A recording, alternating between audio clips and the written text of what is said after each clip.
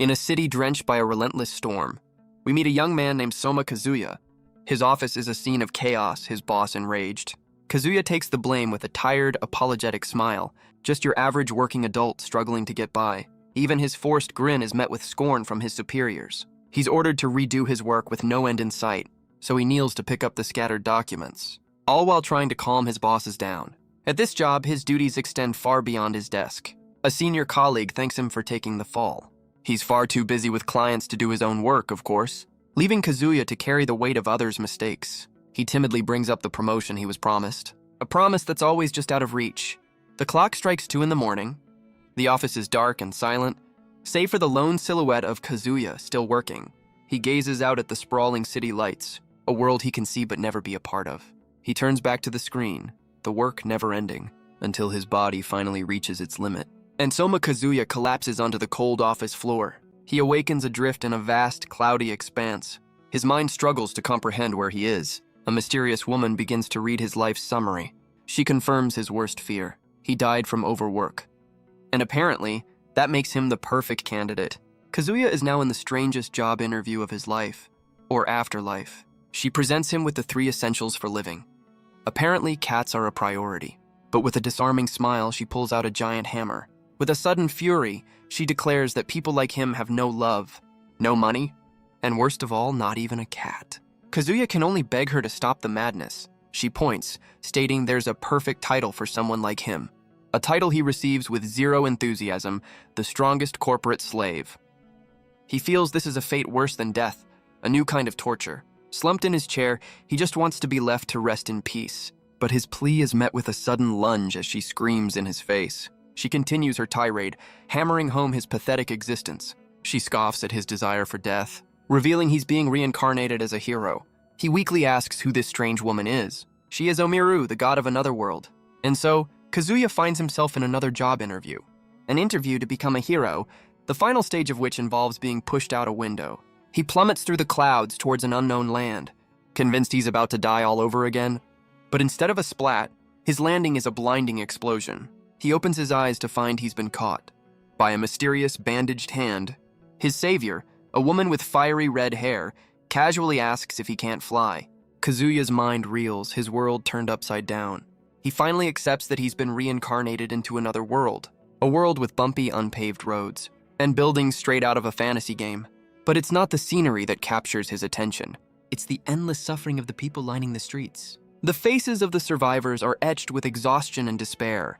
Kazuya asks where all the young people are, only to learn they've all perished in the war. And this last bastion of humanity is surrounded by the Demon Lord's army.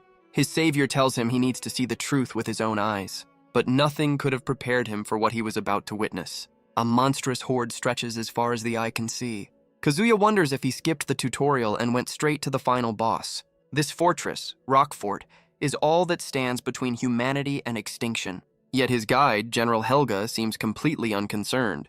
Because their grand army is just a handful of wounded soldiers and elderly civilians, Kazuya knows this is a losing battle. But he turns to Helga, hoping she has a plan. She calmly begins to lay out her grand strategy.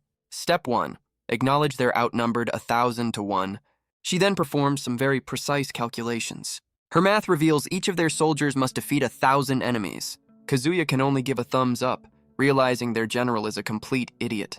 A compliment she takes with immense misguided pride. But Kazuya brings them back to the one glaring problem. How exactly does one person defeat 1,000 enemies? Her grand strategy is simple. Just kill 1,000 enemies before you die. Kazuya gives another thumbs up, his face screaming, "Amazing!" A compliment she takes with a level of pride that is truly concerning. But his attention is pulled away by a small tug on his coat. He looks down, his sarcastic demeanor fading instantly. A wounded child asks if the goddess will forgive him if he fails. The crowd's fanatical devotion erupts into a chaotic argument. Kazuya cuts through the noise with some blunt fatherly advice for the boy. He then turns to the people, assuring them that he and the general are enough. But far across the battlefield, the enemy's true leader is being hailed. A subordinate reports that a hero has been summoned, but she's confused by their strange offer to surrender. The Demon Lord seems intrigued by this unexpected news. His monstrous army roars, eager for the fight. Meanwhile, Kazuya lectures Helga on basic military logic. He claims his terrified shaking is all part of the strategy. Suddenly, a colossal foot slams onto the battlefield. The Demon Lord himself has taken the bait. Kazuya looks up in horror, realizing their bluff actually worked. But Helga's eyes gleam with cold, unwavering resolve. Her bandaged hand tightens on her sword hilt. She plants her foot, cracking the very ground beneath her. With a battle cry, Helga surges forward in a storm of lightning, a lone silhouette charging against an impossible foe. But the demon lord meets her charge with a devastating kick, sending the general flying back in a helpless spin. His subordinate can only watch, confused by this turn of events, because the one who stepped forward was not the general but Kazuya. He bows his head, offering no resistance, and presents himself to the demon lord as the captured rebel leader. And with the practiced bow of a corporate drone, he pledges a lifetime of servitude to the demon lord. But the dark ruler questions what he could possibly gain from this. Kazuya's confident facade cracks, fearing he's miscalculated. Suddenly, a pair of swords are thrown between them. General Helga rises from the dust, undeterred. She issues a direct challenge to the demon lord himself. The stage is set for a one-on-one battle. A battle Kazuya and the demon subordinate are now watching from afar. He looks at her, suddenly realizing they might be the same kind of person. Her grip tightens, raw power coursing through the blade. With a furious glare, she promises him that he will live to regret this moment. Kazuya learns that Helga is considered the strongest swordsman in history. The demon subordinate watches, believing that in a one-on-one fight, Helga might actually be able to defeat her master. The demon lord unleashes a torrent of dark energy, but Helga charges headfirst into the darkness. Her blade cuts through the shadows with a brilliant flash of light. Kazuya shields his eyes, realizing this human missile might actually win. The subordinate asks him to tell Helga she's always admired her. The battlefield erupts in a pillar of blue light, but Helga's triumphant expression turns to shock, because the demon lord stands completely unfazed. He caught her ultimate attack with just 2 fingers. He scoffs, regretting he even bothered to block it. He stands over the defeated general, offering one last chance. We flash back to the day she received those bandages, a demonic bind designed to drain her immense power, a seal she was forced to wear until this very day. The flashback explains that once the demonic bind is released, all the magic it absorbed over the years will return to its host. Back in the present, Helga unleashes that very power. The bandages that once sealed her strength now become her weapons, stretching out like living tendrils. The demon lord watches, his crimson gaze unwavering. Helga strikes, forcing the dark ruler back for the first time. Kazuya suddenly wonders if his surrender plan was a bit premature. The bandages ensnare the demon lord, absorbing his immense power. She declares that against this seal, his strength is utterly useless. She reveals her one and only strategy, to strike at his most vulnerable point. Her blade closes in on the demon lord's eye, but he meets her attack with a surge of raw power, a desperate gamble against overwhelming might. Kazuya screams a warning, already a loyal employee. The demon lord unleashes a devastating counterattack, an explosion that rips through his own forces, annihilating everything in its path. A terrifying display of unrestrained power. The demon subordinate looks on, wondering why the goddess chose such a pathetic hero. We see a memory of Helga's past, surrounded by comrades, a past that left her standing all alone. But even now, she vows to see this fight through to the end. The demon lord's helmet shatters, revealing he's more upset about his favorite accessory. But Helga's eyes widen in disbelief, as she recognizes the face of the goddess herself. Before she can process this, a dark hand closes in. The battle ends in a single brutal moment, revealing the demon lord's true form. Kazuya stares in horror, asking why the dark ruler has the face of a god. His mind reels, confirming the impossible truth. But the demon lord simply repeats her earlier question. Kazuya knows his next words will decide if he lives or dies. The demon subordinate watches on, certain he's doomed. She even offers a quiet farewell to a fellow corporate slave. But instead of an answer, Kazuya lets out a pathetic whine, a sound that completely catches the subordinate off guard. His eyes snap open with a sudden, desperate idea. He throws his head back and begins to bark like a dog. She stares in horror, realizing he's fully committed to being a loyal pet. The demon lord finds his act amusing, asking if he truly hates being a hero. A cruel smile spreads across her face. The subordinate realizes he gave an answer no one could have predicted. She accepts his offer, vowing to make him an example for all. Kazuya fully commits, barking with a crazed grin. Meanwhile, the defeated Helga watches this pathetic display. She questions why the goddess chose such a man to be the hero. But in his mind, Kazuya sees himself with a classy necktie and a pair of incredibly stylish boots. He realizes all his past suffering was just training to be a hero.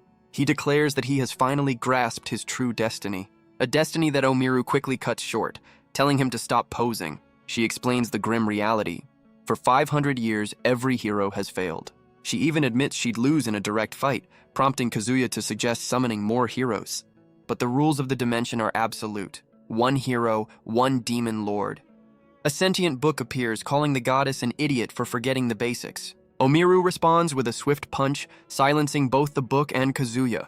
But Kazuya is unfazed, reminded of the unreasonable demands of his old life. A sly grin spreads across Omiru's face as she reveals she's found a loophole. She's trying a new strategy, one Kazuya assumes is because he has no talent. She confirms the rules allow only one hero to exist, but what if that hero could summon all the others? A god's power is to summon a hero, and a hero's power is a gift from the god. So what if she gave the power to summon heroes to a talentless guy like him? Kazuya realizes he would hold the power of every hero that ever existed. Omiru celebrates, thrilled that he's finally caught on. With an army of legendary heroes, victory would be all but guaranteed. But Kazuya, ever the pragmatist, points out a simple flaw in her plan. She glares at him, calling him a coward for his cautious thinking. But she reveals she's already prepared a solution for that very problem. A special liquor that can paralyze the Demon Lord for 1 minute on contact. Kazuya believes that with this power, taking down the Demon Lord will be easy. But his mind is already on what comes next, imagining himself as the god-chosen king who will rule the world. He assures the goddess that he's actually quite skilled at management, citing his experience with simulation games as proof he's the right man for the job. But Omiru shatters his fantasy, screaming that he's got it all wrong. His mission is simple: reincarnate, summon the heroes, and then die. She clarifies that the liquor isn't even for him. It's for Helga, the one who will actually rule. A single tear falls as Kazuya's dream of a better life crumbles. He can't believe she's so casually sending him off to die all over again. He asks if she cares at all about his feelings. He realizes that in this grand plan, he gets absolutely nothing in return. Omiru watches his breakdown with a cold, unreadable expression, and then she bursts into a fit of laughter. She casually tells him she's already thought about his reward. He apologizes, sure that a goddess wouldn't be as cruel as his old boss. She then reveals his original fate: to be reborn as an ant. A worker ant, to be precise, with no future of his own. A fate she demonstrates with a single merciless flick. But if he helps her, she'll make a special exception, and let him be a honeybee next time. Still a worker with no future of his own. But at least he'll get to see the sun and some flowers. Kazuya asks if being human is completely off the table. He doesn't even care if he's destined to die pathetically again. Omiru cheerfully explains it's because his ancestors didn't grind enough good karma. The scene shifts to a vast, endless library. She erupts, screaming that he should be honored just to be a part of her plan. Defeated, Kazuya can only surrender. With a tired wave, he finally agrees to her terms. He sits slumped in his chair, a broken man, before a goddess who floats with casual indifference. Omiru unleashes her divine energy, ordering him to accept it. The power surges through Kazuya in a wave of pure agony. He screams that she never mentioned this part of the deal, realizing she simply didn't care enough to warn him. But his suffering is met with a bored yawn, a classic management technique. She points to a glowing gate, telling him to get a move on. Kazuya is left a hollow vessel, his face a void of darkness. But in that darkness, Kazuya has a sudden epiphany. He tells Omiru his miserable life wasn't from a lack of effort. It was because he always let others decide his fate. He thanks the goddess for this revelation, realizing that to change his life, playing by the rules was never an option. Omiru questions his sanity, tired of his strange monologue, and Kazuya responds by smashing the liquor bottle over her head. He stands over the stunned goddess, his rebellion finally beginning. Omiru can't believe he used her own weapon against her. Her rage boils over, furious that a mere mortal dared to strike a god. Her body contorts with fury, promising to turn him into a worm. No, something even worse than a worm. A creature destined to live its life buried in garbage. But her tirade is cut short by a splash of golden liquid. Kazuya pours the rest of the bottle over the fallen goddess. She realizes the Demon Lord's paralytic agent works on gods too. He tells her that her helpless rage is a look he knows all too well. But Omiru knows she only has to endure this for 1 minute. She tries to fight back, but her body won't obey. And Kazuya takes this opportunity to return some of her earlier hospitality. He explains that she chose him because he seemed easy to control, but he refuses to give her the chance to punish him. His eyes burn with a newfound resolve. He will never again live his life according to someone else's rules. And he forces the rest of the paralytic agent on the helpless goddess. It's a final farewell to the obedient man he used to be. With a final, decisive blow, he makes sure she can never retaliate. The deed is done, a line has been crossed. Kazuya collapses, the weight of his actions crashing down on him. He realizes in horror that he's just killed a god. He looks down at the fallen goddess, realizing if he can kill a god, then there's nothing left to fear in this or any other life. He sets his sights on a new goal, to defeat the Demon Lord. He will live a life more intense than anyone could imagine. A life where he stands at the top as the new ruler of this world. Meanwhile, the divine library descends into chaos. The sentient books panic, having no idea what to do now. We cut to the royal capital of Orville in the New World, where Kazuya is already pledging his undying loyalty to the kingdom. A pledge that the Demon Lord finds rather premature. He snaps to attention with a crisp salute. But the other officials question his new, low-ranking position. We flash back to 1 month earlier, right after the battle, where Kazuya's training began by jumping through hoops. Quite literally, in fact. The subordinate declares him the Demon Lord's new pet. He asks if she understands the concept of a metaphor. She explains that in this kingdom, they take things very literally. His training continues with biting practice, a task he commits to with a disturbing level of enthusiasm. A lesson that ends with a swift kick from his new trainer, leaving him sprawled out on the grass, defeated once again. She reminds him that he threw away victory just to save the people of Rockfort. He remembers the face of the young boy he was trying to protect, and admits with a single tear that he just wanted to sound cool. His reward for this grueling training is a bowl of food. She clarifies that it's officer-grade meat, not actual dog food. The distinction is very important, apparently. She then offers him a piece of advice: to always obey the Demon Lord's orders and bide his time for an opportunity. From that day forward, Soma Kazuya never uttered a single complaint. He woke before the sun, more disciplined than any military dog. He guarded the camp with unwavering diligence, even during bath time. He was more dedicated than any actual canine soldier, throwing himself into his training with a terrifying intensity. His efforts earned him a place among the Demon Lord's elite guard dogs. It took humanity nearly 500,000 years to evolve, but Kazuya went from loyal pet to tax office captain in just 45 days. The other officials are baffled by this sudden promotion, but the subordinate explains the Demon Lord needs an outsider to handle the kingdom's internal affairs, a chance that Kazuya has no intention of wasting. He walks the streets of the capital, a new man in a new world, but his corporate instincts kick in, warning him not to stand out. He has a title but no instructions, a classic recipe for taking all the blame. Kazuya realizes with horror that this is just his old life with a fantasy skin. He desperately tries to force a positive mindset, much to a local merchant's dismay, but he steels his resolve, deciding any change is better than his old life. He arrives at his new post and presses the button. The door slowly creaks open, revealing 2 beautiful elf women who ask if he's their new captain. And just like that, Kazuya decides this new life might be worth living after all. They take his hands, warmly inviting him to come in. Kazuya's mind explodes with joy at this unbelievably kind workplace. He's already planning their future, moving a bit fast for a first meeting. The white-haired elf explains he just needs to sign some papers, a request he immediately mistakes for a marriage proposal. But the dream quickly turns into a nightmare. The blonde elf's smile turns sinister as she hands him the document, and Kazuya is suddenly on his knees in an execution yard. He tries to go out with a cool, defiant speech, an attempt that is immediately and violently shut down. A high-ranking official explains that the 6th tax unit is a failure. Their vice captain Harmond can only weep and plead his loyalty. Another member, Merritt, is bound and suspended for all to see. And then there's the unit's pet panda, who is just vibing.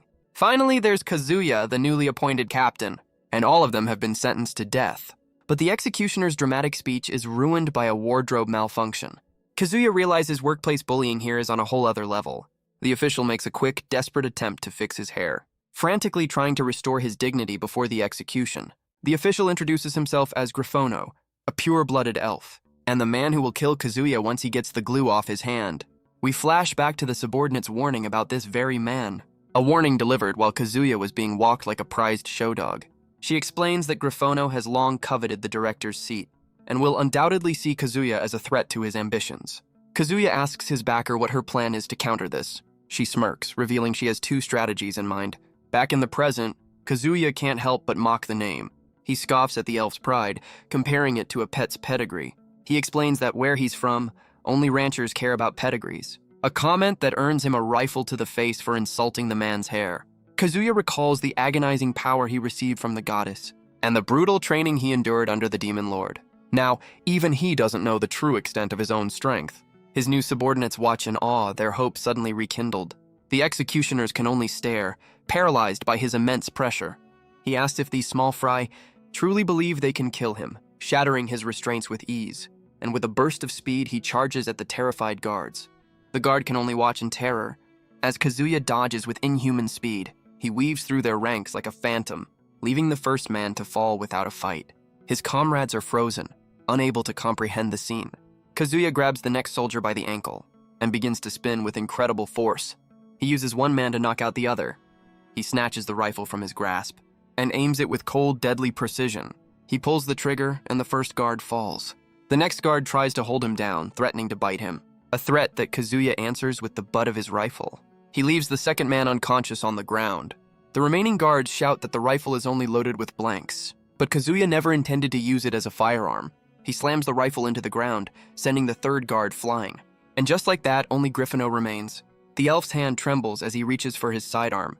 He pulls the trigger, screaming for Kazuya's death. But Kazuya doesn't even flinch, as the bullet screams past his head. He dodges the shot with impossible ease. His cold gaze meets Griffono's terrified one. And with a single decisive strike, the elf is brought to his knees. His new subordinates immediately bow, hailing their new captain. The two elves who led him to this trap are now his biggest fans. The entire 6th unit erupts in cheers for their incredible new leader. Even the guards who were about to execute them now pledge their undying loyalty. Fickle bunch, aren't they? But Kazuya silences their praise with a terrifying, unhinged grin. His new team can only wonder if their captain has completely lost it. Kazuya warns them that if they're going to use force, then he will show them absolutely no mercy. Just kidding, of course. He then charges forward, much to the guards' confusion. Kazuya realizes he just dodged a shot that was never fired. He closes the distance with a manic, terrifying grin and slams into the first unsuspecting soldier. The brutal impact sends the man reeling. Kazuya follows up with another devastating blow. He leaps forward with a powerful mid-air kick, only to be sent tumbling back across the yard. His new team immediately loses faith, convinced they're all doomed. But Kazuya confirms that Plan A has failed, and it's time for Plan B. He slides across the ground, putting distance between himself and the guards. Griffono watches this pathetic display with a look of pure contempt. His anger quickly turns into a fit of mocking laughter. He taunts the defeated Kazuya, asking if this is all he's got. The elf reaches for his sidearm, ready to end this farce. A bullet cracks the wall just inches from Kazuya's head. Griffono offers him a deal with a smug grin. He tells Kazuya to get on his knees and bark like a dog, a humiliation that would end his ambitions for good. Harmon begs him to just surrender, seeing no shame in admitting defeat. But Kazuya explains that he became a dog, so that no one else would have to. Griffono and his men just think he's trying to sound cool in a losing fight. But then Kazuya springs to his feet with a sudden burst of energy. He lets out a primal howl that echoes through the yard. Meanwhile, his former trainer sleeps soundly, surrounded by actual dogs. A chaotic dream sends her tumbling through the air. She wakes with a start, her peaceful morning ruined. Back in the yard, two shadowy figures blur through the streets. Kazuya scales a nearby wall in a single bound. He races across the rooftops at blinding speed, leaping across the city like a phantom, his true objective now clear. Griffono scoffs, telling him that running away is useless. But his taunt is cut short by a massive explosion, a blast that ruins both his speech and his carefully styled hair. Griffono's eyes widen in disbelief as he recognizes the newcomers. They are the Demon Lord's personal guard dogs, an elite and terrifying pack. He screams, demanding to know how Kazuya can possibly control them. Kazuya explains they are colleagues, bonded by their time as military dogs. He asks with a wicked grin what happens to those who harm the Lord's pets. Before Griffono can answer, the first dog lunges, followed immediately by the second, each one clamping down on an arm. A third leaps for his face, a flurry of teeth and fury, while the smallest of the pack finds a strategically painful place to bite, and the largest one simply holds the elf's head in its mouth, ending the fight. Griffono tries to argue a technicality, screaming that Kazuya is no longer the Demon Lord's property, but Kazuya simply tells the elf woman to take a closer look at the contract. They realize in horror that he never signed his real name. He explains it was the name he was saving for his future child. The blonde elf's eyes fill with tears at this tragic news. She collapses, convinced she's just thrown away her one chance at true love. Her priorities are certainly in order. Kazuya offers some cold comfort as the other elf tries to console her. Meanwhile, Griffono, an elf with extensive experience in surrendering, finds his brain unable to process this sudden turn of events. Every muscle in his face begins to move at once. His face contorts into the most subservient smile imaginable. He claims the whole execution was just a harmless welcome prank, a likely story. But Kazuya's grip on the rifle only tightens. He reminds the elf that in this kingdom, threats are taken literally. He takes Griffono's gun and presses it to his own head. His eyes burn with an unwavering challenge. The elf's hand begins to tremble uncontrollably. Griffono's bravado shatters into pure, unadulterated fear. Kazuya screams at him to pull the trigger, to follow through on his threat. We flash back to Griffono's past. a noble child scorned by the common folk. We see his past where whispers called him useless, a spoiled prince trying to prove his worth to his people, a task that ended with an arrow in his butler's head. Archery was clearly not his strong suit. To earn his throne, he joined General Helga's hero party. He even offered the legendary warrior a place by his side, believing he would defeat the demon lord and win her heart. But his advances were met with a cold, paper-shredding rejection, a rejection that sent him spiraling into darkness. He turned to the demon lord, hoping to force Helga to be his. But his surrender only earned him more humiliation. The demon lord repeats the same cold question she once asked Kazuya. Griffono tries to explain his reasoning, his voice filled with desperation. But his plea is met with a swift and brutal punishment. A searing liquid melts away his pride and his armor. The demon lord dismisses him, leaving him broken on the ground. He recalls his ambition to prove his worth in the final battle. He had promised the demon lord a bloodless surrender from Helga's forces. But Kazuya's own surrender plan completely ruined his moment. The demon lord had simply cast him aside, his usefulness at an end. He remembers paying a fortune for his position, a price for nothing. He screams that it's not fair, that they're both traitors. But Kazuya is the only one the demon lord favors. But Kazuya's confident smile reveals this was all part of the plan. We flash back to his trainer, who offered him two simple strategies. Plan A was a head-on assault, a show of overwhelming force, while Plan B was to simply beg for mercy, a solid backup for sure. But Kazuya explained that his favor with the demon lord is a complete lie. To maintain the illusion of strength, he has to act arrogant, like a two-bit thug who's gotten completely full of himself. And so he stands before the enraged elf, his bluff holding strong. Kazuya admits the elf's power is so immense it's hard to breathe, and that his subordinates are far stronger than the demon lord's dogs. He knows Griffono could end this with a single pull of the trigger, but the elf is still paralyzed by the fear that Kazuya is the demon lord's favorite. So Kazuya decides to add a little fuel to the fire, with a brutal insult aimed right at the man's biggest insecurity. His new subordinates realize he just signed his own death warrant. Even Griffono's men are screaming for him to open fire. The elf's face twists with pure, unadulterated rage, but just as he's about to act, a sudden thought stops him cold. He wonders if Kazuya's weakness was all an act, a calculated move to make everyone underestimate him.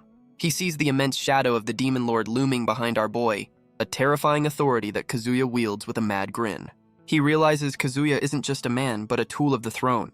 But Kazuya's next move is something no one could have predicted.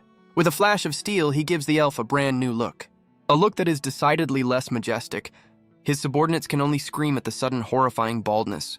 Kazuya explains, this is just a cost-saving measure on behalf of the kingdom.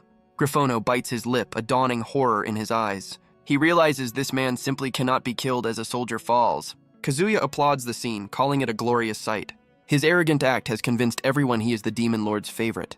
But his victory is cut short by a dark presence in the sky. A bolt of twisted energy streaks across the heavens. A monstrous eye tears through the clouds, its gaze fixed below. The very entity that killed a goddess has now come for Kazuya. But our boy just declares the employment ceremony over. Casual. The scene shifts to a snowy battlefield, where a new figure stands among the fallen. Kazuya wonders why no one is moving. Griffono is frozen mid-fall, a dog still clinging to his back. The entire yard is caught in a moment of suspended animation. He realizes with a jolt that he can't move either. The entity from the library appears, calling him out for his crime. It rages, reminding him of the moment he struck down the goddess. It complains about the divine overtime needed to fix his mess. Apparently, even sentient magical books get bags under their eyes. As it vents its frustration, the clouds begin to pour from the heavens, forming the very fortress where the goddess once resided.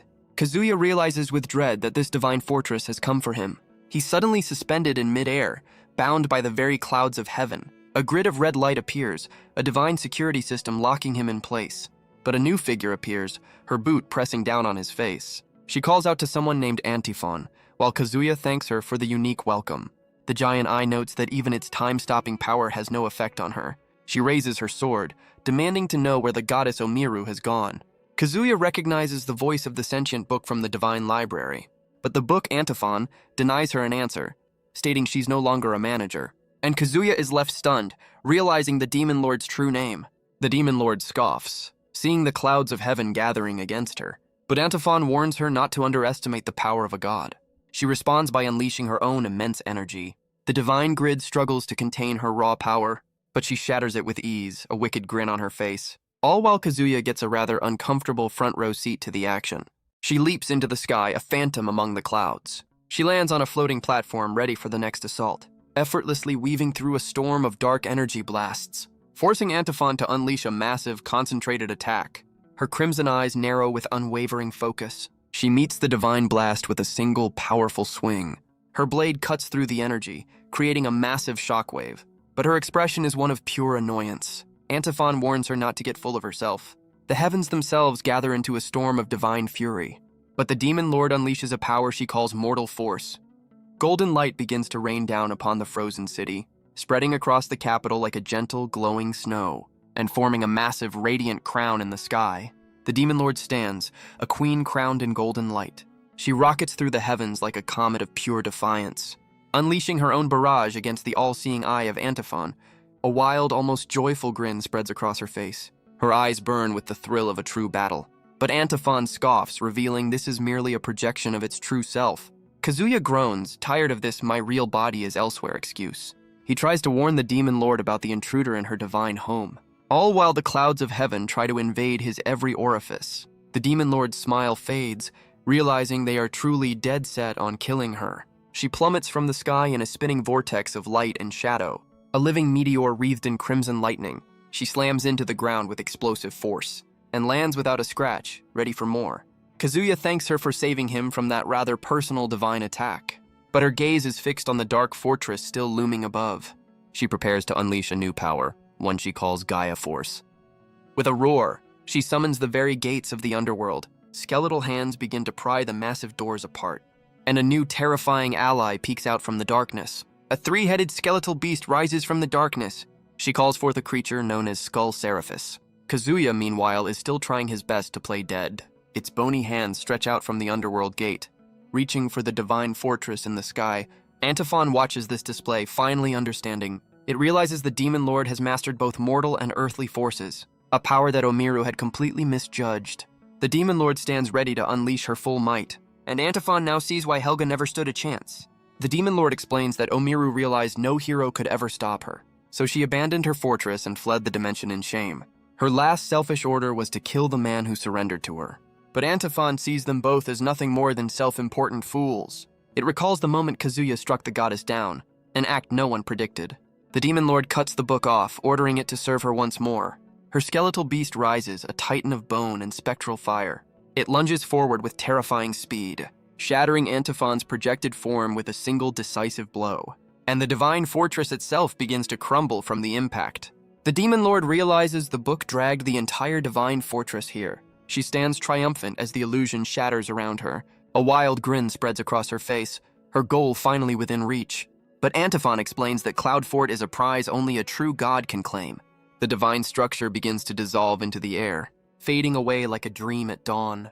The demon lord watches, her victory turning to dust. She realizes there are no shortcuts to divinity. Antiphon turns its gaze to Kazuya, promising to wait for him. A promise that gives our boy a very bad feeling, and with a final crack, the all-seeing eye vanishes from the sky. The skeletal beast orders its master to stand down.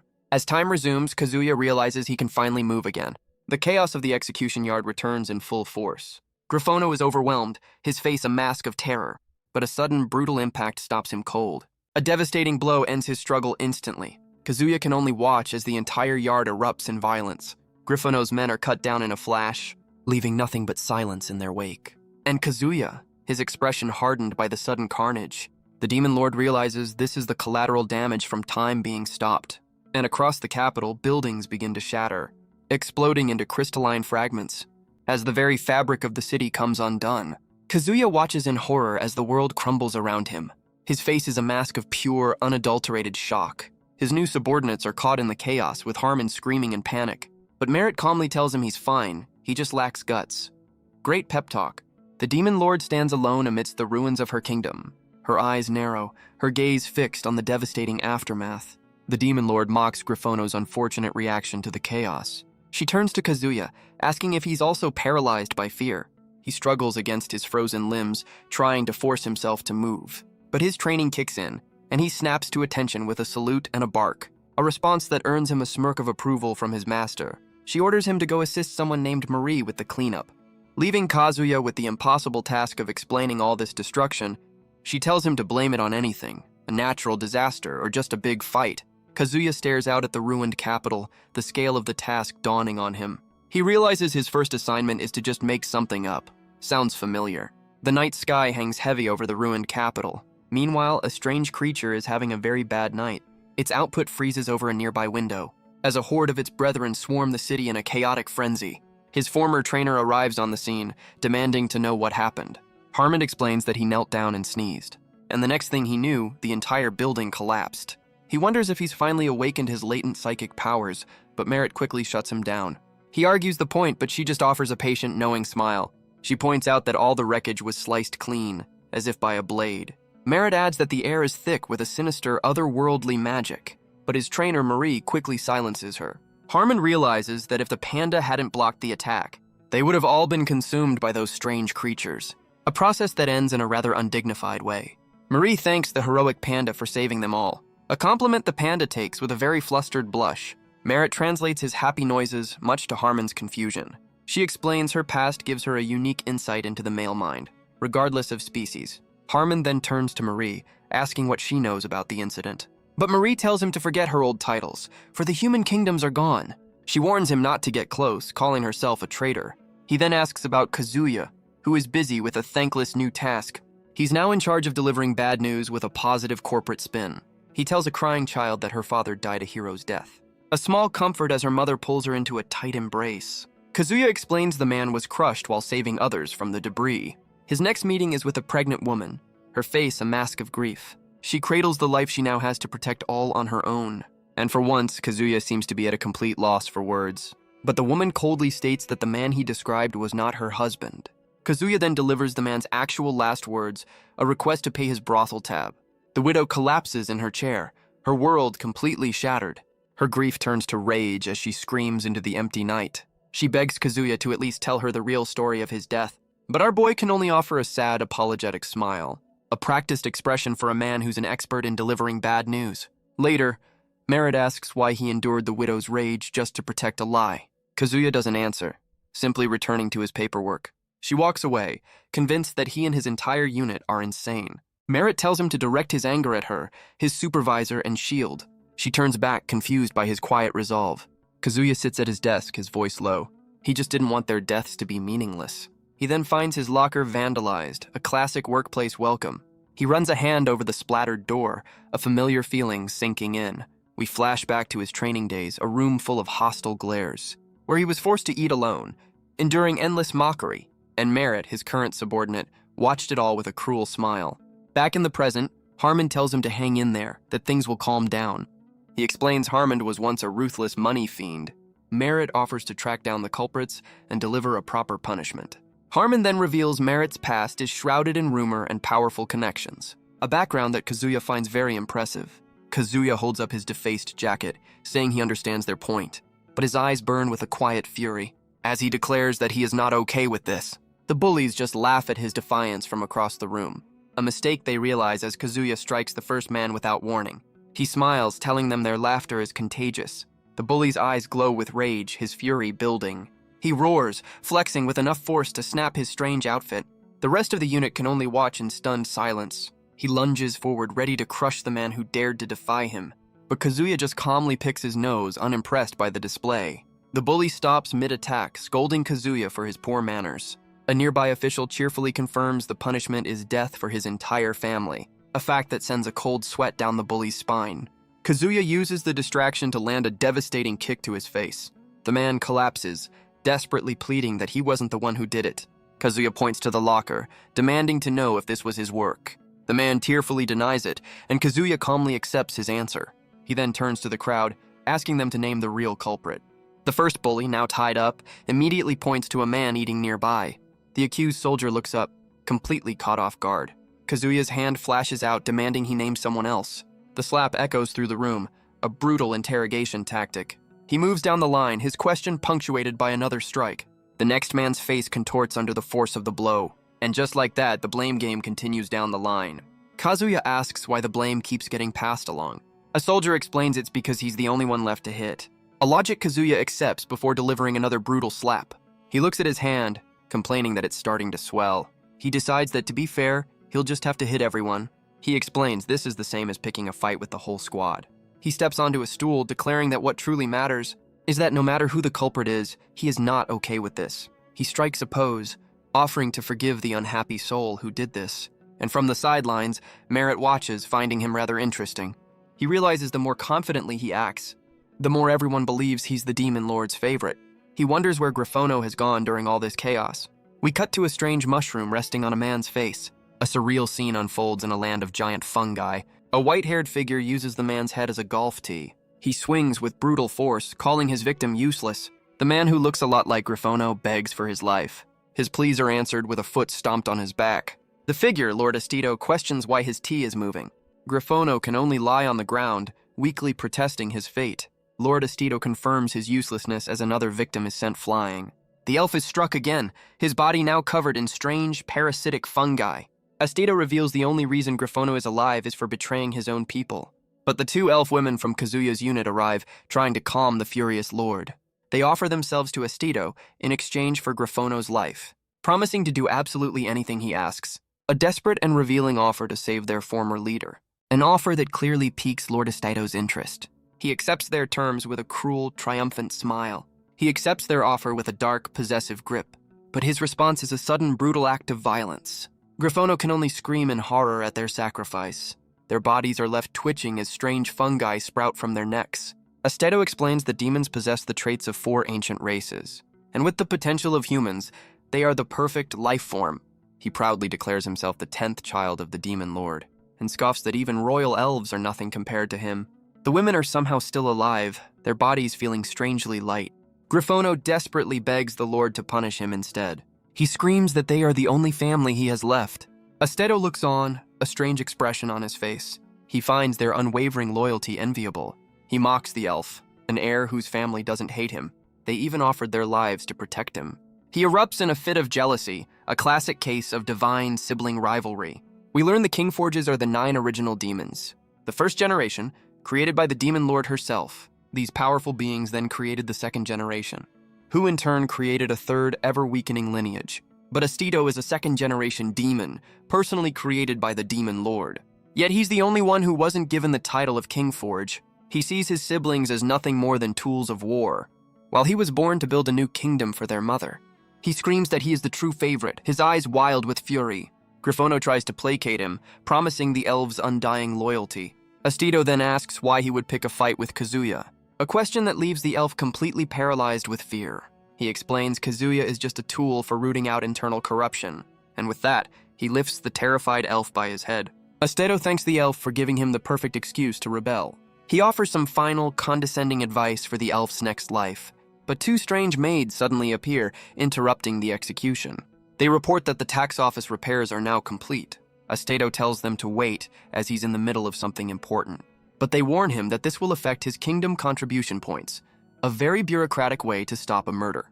He reluctantly agrees, his plans for bloodshed put on hold. But his calm demeanor shatters as his head suddenly rips from his body. A new, more monstrous form emerges from the stump of his neck, holding his own screaming head like a trophy. He explains Estito has the power to create entire cities. Back in the present, Kazuya treats his new team to a meal, but their lunch is interrupted by a sudden tremor. A massive hand descends from the sky, lifting a building with ease. Kazuya wonders if the kingdom's construction is just that shoddy, but Harmond explains this is the work of Lord Estito. Merritt adds that he's the one who was backing Griffono, a revelation that completely ruins Kazuya's appetite. The citizens cheer, hailing Estito as the kingdom's future. One of his strange subordinates wonders about his contribution points. She reports his contribution points are far ahead of the other second-generation demons, but she notes his head still hasn't returned to its original form. His monstrous body squeezes his own head with a painful grip. He complains about the constant pain, worried about the long-term effects. A unique HR problem, to be sure. His maids look over a model of the capital, realizing there's no more room to build. Estito panics, shocked that he's already developed the entire city. One of them explains he's close to catching the lowest-ranking Kingforge, but the other argues the Kingforges earned their points during the war. He laments that he was born in peacetime, leaving him with only city building. He must earn his points slowly, one castle at a time. He screams in frustration, wondering how many years this will take. His maids try to cheer him up, offering some very strange encouragement. But Griffono sees the truth. Estito is just a lonely child starved for affection, and so the disgraced elf makes his move. getting dangerously close to the Demon Lord's son, an act his maids find absolutely delightful. Griffono claims he looks up to him like an older brother, but his words are followed by a very strange, pointed gesture. He unleashes a bizarre rainbow energy from his mouth into Astido's. The maids cheer on this very unique form of male bonding. Astedo looks down, his face covered in a strange fungal slime. Griffono sees a last glimmer of hope in his desperate eyes. He tries a sudden fatherly compliment, an attempt that sends Astido's head spinning with rage. He strikes the ground with blinding speed, unleashing a strange substance that consumes the disgraced elf. Astido scoffs, unimpressed by the pathetic attempt at flattery. The two elf women are caught in the attack, their faces twisted in horror. Their bodies are consumed by the strange growth, becoming part of the landscape. Astedo declares they will all become fertilizer for his new kingdom. But his tantrum is interrupted by a ringing telephone. One of his maids answers, asking for the caller's name. Astedo shouts that he doesn't want to see anyone right now. She relays the message, even if it's the 5th Kingforge calling. The caller, a white-haired woman, screams in frustration. She demands to know if her brother said anything else. The maid relays a simple offer: kill Soma Kazuya, and a seat among the Kingforges will be hers. Astedo's eyes gleam, believing his time has finally come, but his other maid reminds him he's still grounded until his fusion is complete. But Griffono, ever the survivor, offers Astedo a great idea, a plan to earn 10,000 points and eliminate Kazuya. But the Demon Lord's son quickly silences him, annoyed that the elf's desperate plea is interrupting his thoughts. We cut to Kazuya, surrounded by guards in a tense meeting, where Merit delivers some rather chilling news about his immediate future. Kazuya demands to know why the threat is so specific. She explains that his fate is already sealed. Her cold gaze confirms the warning is not a joke. Kazuya wonders who could possibly kill the Demon Lord's favorite pet. Merit lays out a precise timeline of events, detailing Astedo's movements down to the second. She even includes the exact duration of a call from the 5th Kingforge, all leading up to the moment she arrived to warn him. She then asks for his thoughts on her detailed report. Kazuya can't believe she connected all these random facts to conclude that Astedo is trying to kill him. She calmly explains she just wiretapped the call, leaving Kazuya to wonder what the point of her dramatic monologue was. Merit urges him to hurry, but our boy points out she's the one who wasted all that time. They arrive at a massive, foreboding fortress under the night sky. A safe house, she explains, built by a hero 2 centuries ago. Kazuya immediately starts sucking up to Merit, calling her his senior. Harmond is stunned, asking if she means Raphael, the strongest hero ever, a hero who fought the Demon Lord for 30 years straight. Merit cuts him down, calling his life pathetic despite his knowledge. She then turns to Kazuya, revealing his resistance was the weakest in history. But Kazuya argues that makes him the most efficient hero ever. Harmon tells Kazuya to run, warning him not to get caught in this fight. But he admits that without their new captain, they'd already be dead. Merit adds that Kazuya protected her dignity back in the yard. Kazuya just asks if it's really a good idea to make enemies of co-workers. The soldiers who bullied him now kneel, admitting they were wrong. Kazuya recalls his first day, when his entire unit faced execution. He remembers how Merit was singled out for a special kind of humiliation, a memory that still fills him with a quiet disgust. The soldiers bow low, offering their deepest apologies. Kazuya tells them to hold that pose while he works out some frustration, a response that earns him a look of newfound respect from Merit. The scene shifts, the gears of the past beginning to turn. He and Harmon ascend the fortress in a rickety elevator, but his team is left behind, shouting as he makes a run for it. Kazuya shouts for his team to turn back, but they chase after him, Merit even scolding the panda for running upright. He warns them that a powerful figure wants him dead, but Harmon screams that they already know it's a trap. He asks why Kazuya is the first captain to treat them like actual people. He reminds Kazuya that he's the one walking into his own execution. Kazuya looks out at the night sky, his expression unreadable. He recalls the moment the goddess tried to kill him, and how he fought back without hesitation. He remembers Antiphon's divine judgment, another attempt on his life. He recalls dragging innocent people into his fight, a fight he refuses to let anyone else take the blame for. Because if his comrades die for him, he'll never be able to live with it. So with a casual wave, he walks off to face his fate alone. Meanwhile, inside the elves' sacred barrier, Astedo screams in disbelief, seeing someone who should be dead. A cloaked figure asks if he really thought he'd be the only survivor. We flash back to the 5th Kingforge offering a single coin and a mountain of gold to hire this mysterious assassin. Her plan is simple: kill Kazuya and make it look like revenge for Helga. She's addressing the strongest assassin of the former hero party, Helga's most loyal hound. Meanwhile, Kazuya's team arrives at the fortress, a bastion against the coming storm. But they're stopped at the gate by a nervous maid asking for the password. She's quickly surrounded, claiming she's just a simple servant who knows nothing. She then creates a rather unorthodox diversion, much to the guard's shock. A distraction that allows her to unleash a spinning, bladed attack. Her friendly facade shatters, screaming that Kazuya's bounty is hers. But her assault is stopped cold by a gun barrel pressed to her head. In the Demon Lord's name, the trespasser is sentenced to death. And just like that, the legendary assassin is left unconscious on the floor. A man with star-shaped glasses reports to the Secretary General, who praises his work and reminds him to clean the floor. Because even super soldiers have chores, his unwavering obedience is broadcast across a wall of monitors. Kazuya, watching from behind, regrets sending his team away. He facepalms, believing he's lost his chance to look cool. But the Secretary General thinks he's just gained a point. She seems to read his mind, offering to explain who her guards are. We see another one of them standing over the captured assassin. They are genetically modified super soldiers, and number 38 has just claimed his prize. Another, number 33, is the last line of defense protecting the palace. She explains that only she and the Demon Lord can command them, much to number 40's dismay. They are the Forbidden Guard, F4, an elite team with a flair for the dramatic. Kazuya can only pledge his undying loyalty, trying to make sense of it all. But the Secretary General reveals a chilling truth. The Demon Lord has no idea Astito is trying to kill him. She claims she only sent her guards because she felt sorry for him. A condescending lesson on not getting too full of himself. Kazuya argues back, recalling the time the Demon Lord saved him from Antiphon. But his desperate plea is met with a cold, unimpressed silence. Suddenly, one of the guards grabs him, calling him a cornered rat. The Secretary General reminds him of his confusion when the Demon Lord first appeared at the tax office. She demands to know if he understands why the tax office was destroyed, and reveals the Demon Lord has been secluded in the Astral Tower ever since. Kazuya puts the pieces together, realizing she's searching for Cloudfort. He remembers Antiphon's words, confirming the Demon Lord was once its manager. And now she's trying to find a way to reclaim her lost divine throne. But the Secretary General brings him back to the present, demanding to know his role in the chaos. His attempt to deflect is met with a swift and brutal punch, a lesson in honesty that leaves our boy seeing stars. She threatens to abandon him to Astito's assassins if he dares to lie. Kazuya realizes that telling the truth might just drag this terrifying woman into his problems. He knows that for a secretary, learning your boss's secrets is a crime. The Secretary General screams that they're supposed to be on the same side. But Kazuya just offers a calm, knowing smile. He laments that his attempt to be normal has only made things more suspicious. So he decides to tell her the truth. The Demon Lord came to save him.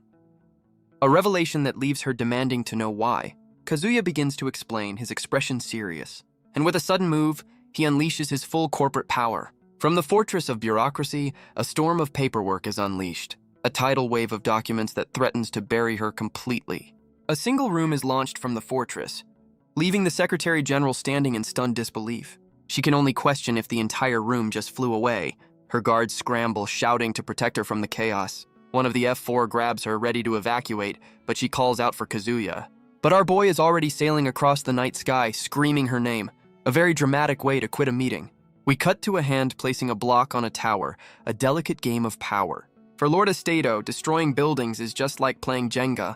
Within his domain, he can build and distort reality at will. And one of his maids has just found Kazuya on their map. She points to a single block, his exact location now known. Astito gives the order to mark his target for elimination.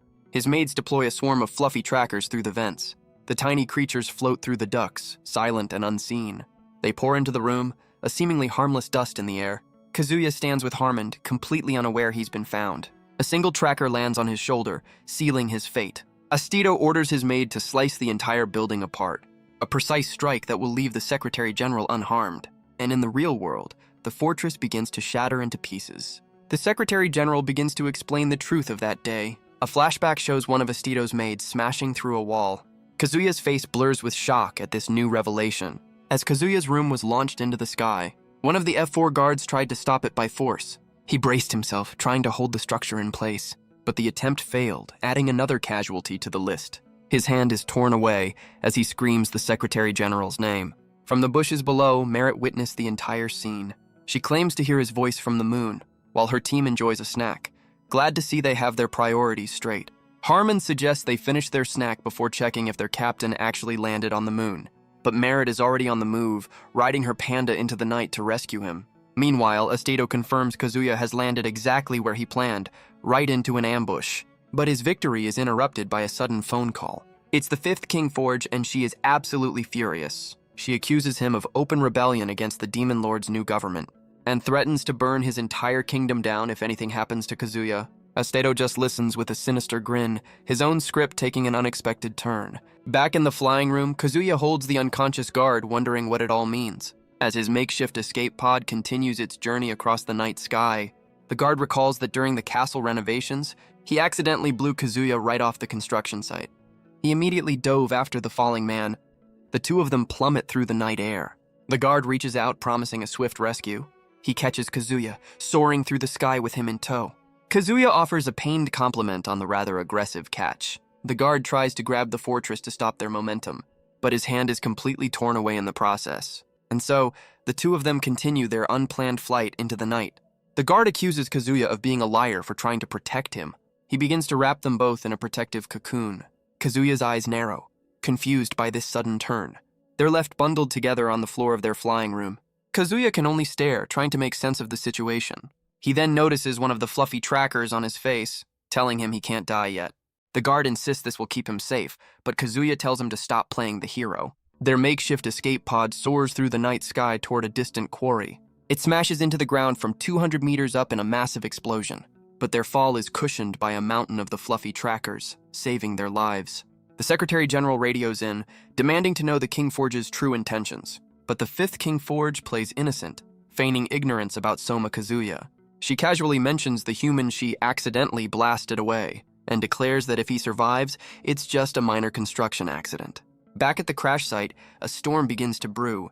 Rain pours down on the wreckage of their flying room.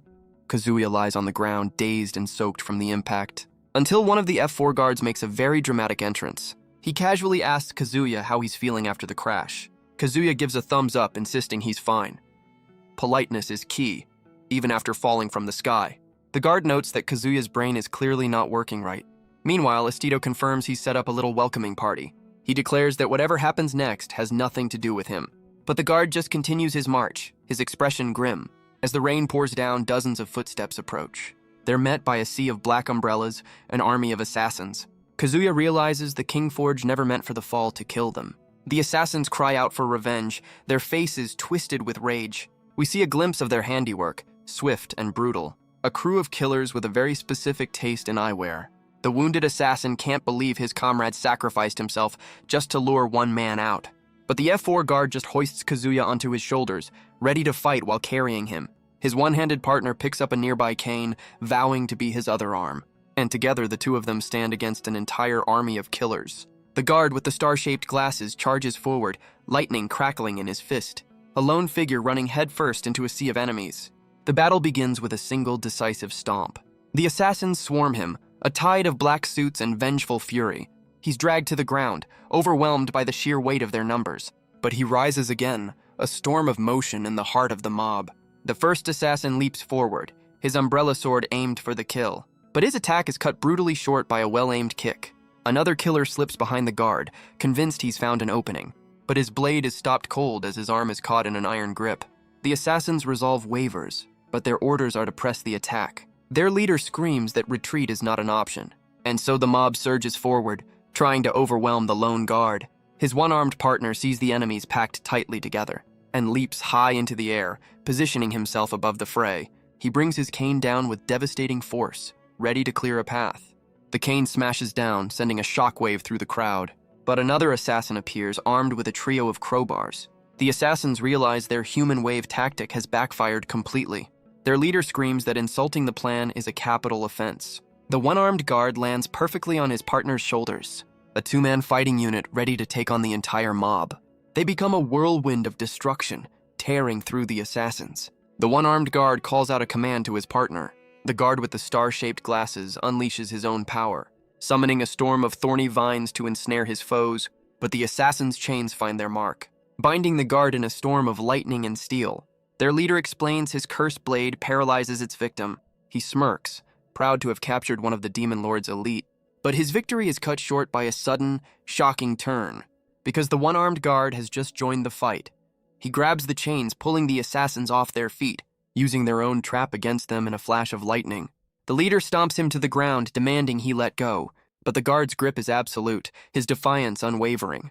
The assassin leader stomps on the guard's head, screaming in rage. But the scene suddenly cuts to a movie theater, where two figures watch the battle unfold. They complain about their constant suffering, wondering if their own body is fighting against them. Another version of Kazuya appears, scolding them for forgetting their original vow. He triggers a flashback to Kazuya's grand declaration, a move the audience calls out as stalling.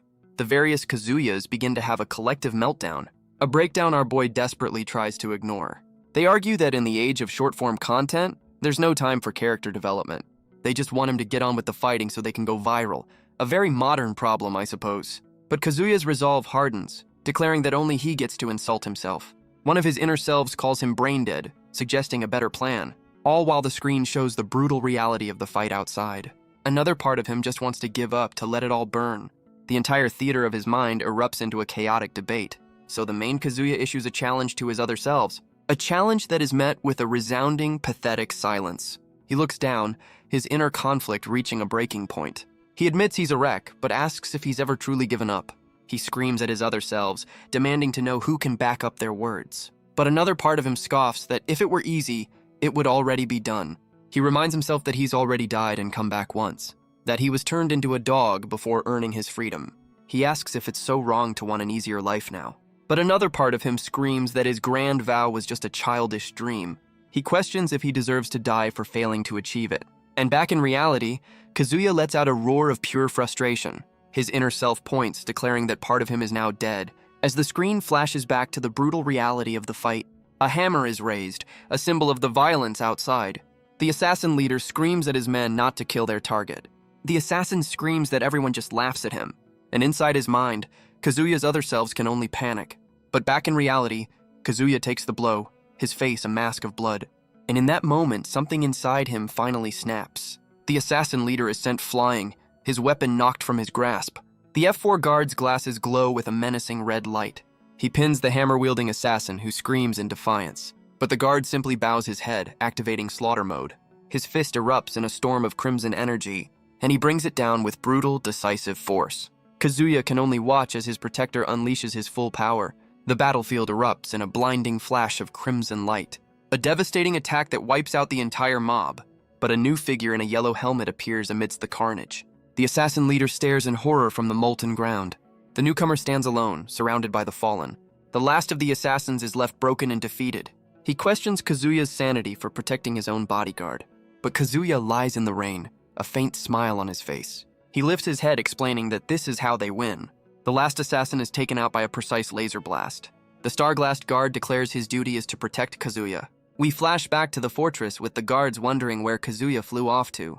The Secretary General screams into her radio, demanding answers. But the 5th King Forge just plays dumb, stalling for time. So the Secretary General unleashes a massive beam of light from the heavens. She's done with the games as a grid of lasers fills the sky. She gives a new order. Bring Soma Kazuya back alive. Her subordinate questions this, believing the guard with Kazuya has it handled. But back on the battlefield, the star-glassed guard knows this is very, very bad. The newcomer reveals his team, a group of shadowy assassins. Their leader, I'm Grim, claims to be Helga's former teacher. He accuses the F4 guard of killing his other students. He explains they were all war orphans he took under his wing. He trained them to be humanity's last hope.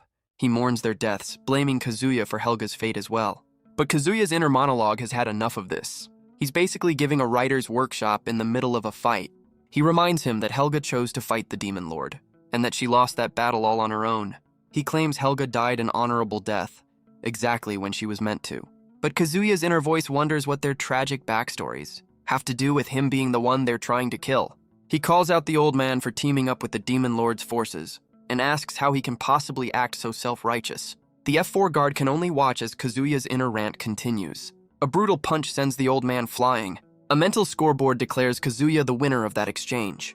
The guard is impressed, but Kazuya claims he's not scared of a few more foes, before admitting that he probably can't beat them.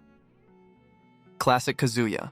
Kazuya's inner voice admits he may have provoked them a bit too much. The F4 guard is stunned by Kazuya's sudden lack of confidence. He recalls the guard's immense power, a force he's only seen in the strongest beings. Meanwhile, Aim Grim begins a very strange lecture using a bull puppet and a monkey puppet to explain the world's power levels. He details the various stages of growth, culminating in a massive power spike.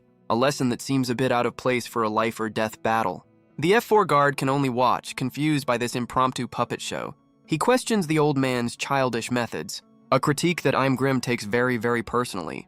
Kazuya's inner voice scoffs that the lecture just isn't cool enough. But Aim Grim argues that world building needs to be clear and accessible. He mocks the idea of using cheap tricks to seem original, concluding that when it comes to power systems, clarity is everything.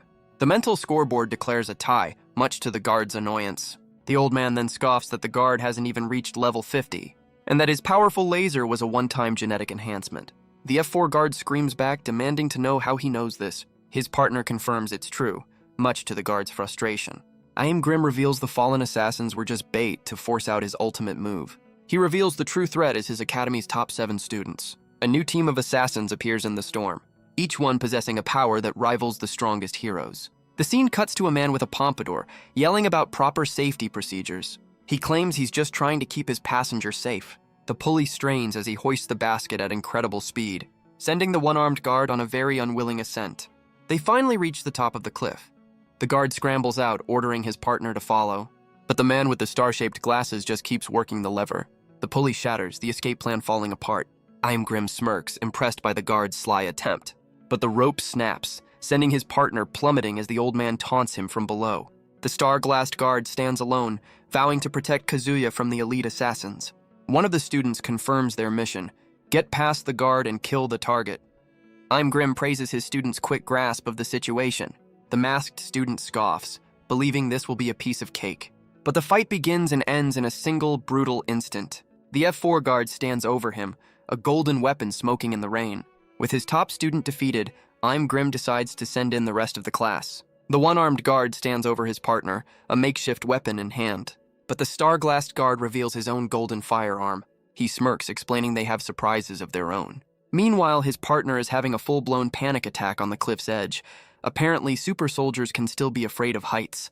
A new challenger, a massive masked wrestler, charges into the fray. The F4 guard opens fire without hesitation, but the bullets bounce harmlessly off the wrestler's iron-hard skin. He follows up with a rapid-fire barrage of powerful punches.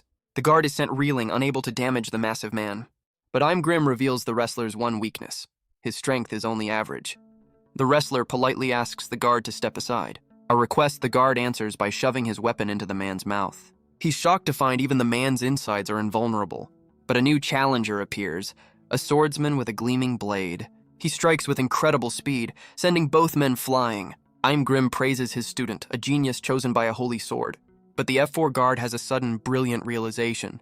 He confirms that if the wrestler is stronger than the sword, he's the perfect weapon. He then uses the wrestler's head to block the next attack, before throwing him at the swordsman, who vows to never trust humans again. The F4 guard just smirks, his confidence unshaken. But a new challenger appears in the rain-soaked distance. An assassin strapped with dynamite offers some friendly advice, suggesting his opponent should really quit smoking. He stomps his foot, ready to charge forward. But Aim Grim reveals this student has regeneration as he's sent flying.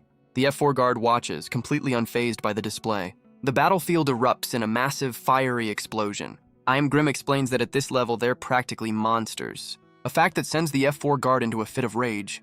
The one-armed guard screams, demanding to know where his backup is. The Secretary General screams back that they're all completely useless. We see a montage of the other guards getting absolutely demolished. One is taken out by a boxer with a single punch. Another is sent flying by an acrobatic fighter, because compared to the elite F4, no one else stands a chance. The Secretary General wonders if the rest of her forces were hired through connections. She's haunted by the image of their overwhelming failure, a failure she blames on a flawed exam-based system.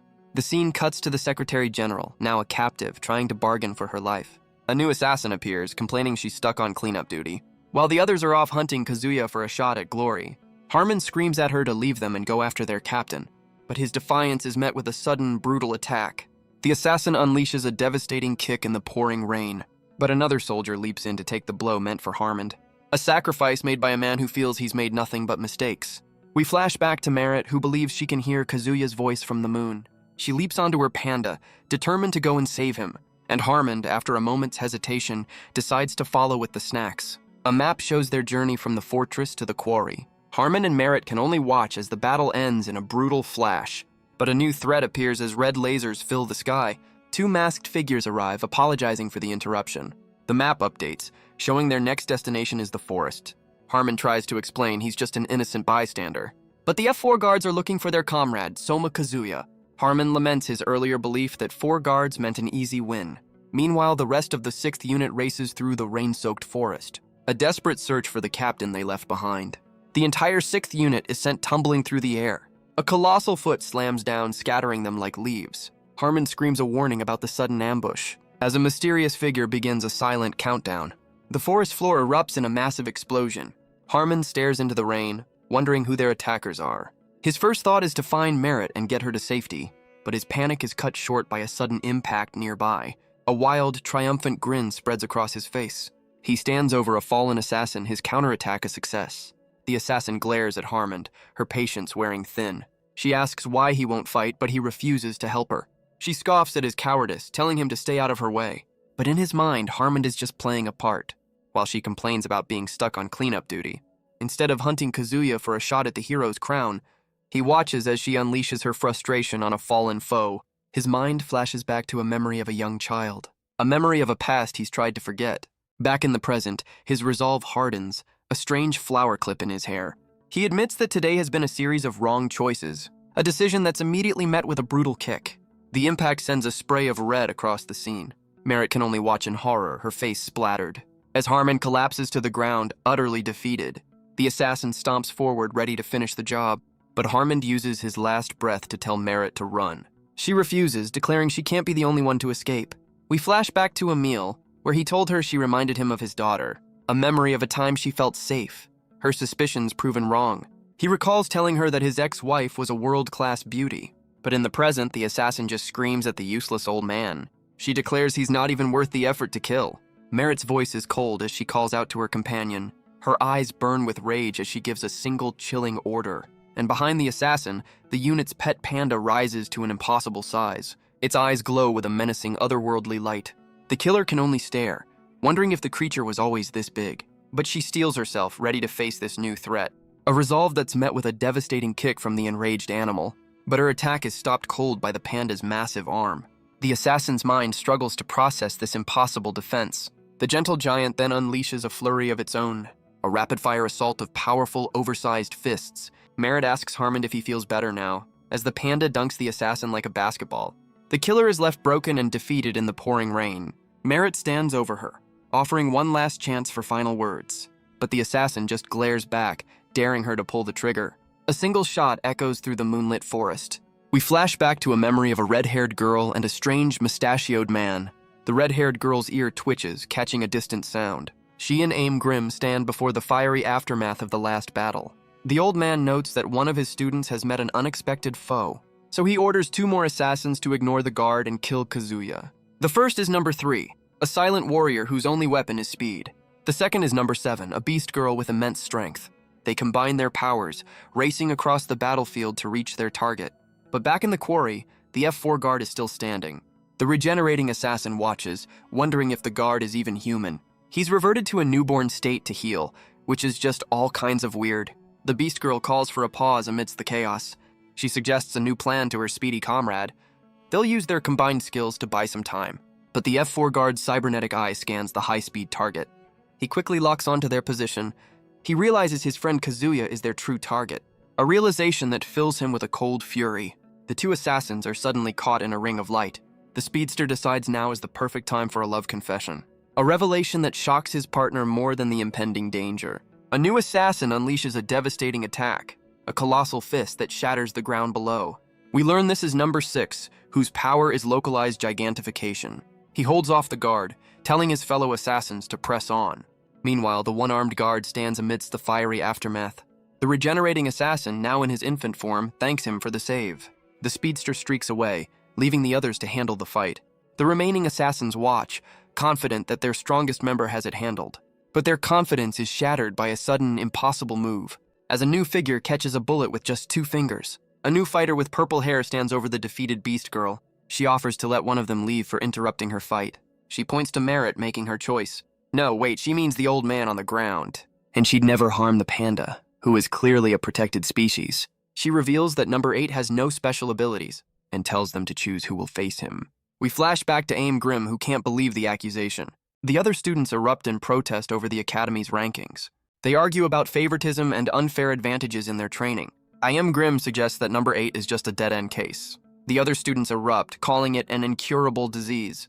He explains number 8 was the first to reach level 50, but never awakened to power. He assures them that one day they will all surpass him, but his lecture is interrupted by a sudden, shattering impact. The purple-haired assassin is now stuck in the wall, asking if they're going to fight. The red-haired student accuses him of using number 8 as a disposable pawn, but the trapped assassin just wants someone to pay attention to her. Priorities, I guess. I Am Grim simply states that the mission was number 8's own choice, a choice that was made for the sake of number 8 himself. The purple-haired assassin tries to win over the panda, promising to care for it, but Merit raises her gun, her hand trembling at the thought of the panda's betrayal. Her grip tightens, her resolve wavering. She takes aim, a gut feeling telling her this is a point of no return. Her face is a mask of conflict as she prepares to fire, but the shot is stopped cold, the bullet caught between 2 fingers. Merit lowers her head, offering a quiet apology. Number 8 erupts into a fit of mocking laughter. He taunts her for her weakness, for abandoning her earlier resolve. But Harmon screams at her to ignore him, to prioritize survival over pride. Merit offers to take the panda's place in the fight. She apologizes to Harmon for wasting their chance to live, a statement that leaves the old man completely stunned. Meanwhile, the panda continues its ferocious assault, but the purple-haired assassin seems completely unfazed, until the panda unleashes its ultimate weapon, weaponized cuteness, a defense so powerful, even the hardened killer can't bring herself to strike. But Merit has a different kind of power in mind. She summons a massive glowing firearm from thin air, leaving Harmon to wonder what other secrets she's been hiding. The assassin's eyes widen, realizing Merit is a spirit medium mage, a representation of her power, a lone figure in a vast empty space. Merit's hand flashes out, a small revolver in her grip. She cocks the hammer with a cold, steady hand and presses the barrel to the defeated killer's head. With her spirit weapon looming, she tells the killer to choose her fate. The purple-haired assassin demands to know what she'll do. We flash back to the assassin's childhood, a time when she was praised as a genius for her deadly skills. But every night she was haunted by the faces of those she'd killed, a memory of a fallen foe, a ghost from her past. She recalls her teacher's words, a lesson in survival of the fittest, a brutal philosophy where the weak are simply food for the strong. A lesson she clings to just to keep the nightmares at bay. Back in the present, she unleashes a massive blast from her weapon, but number 8 takes the hit without even flinching.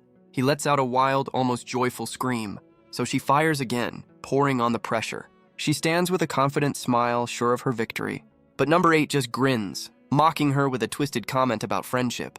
Merit realizes the assassin cares about fairness, that she's a good person who simply lost her way.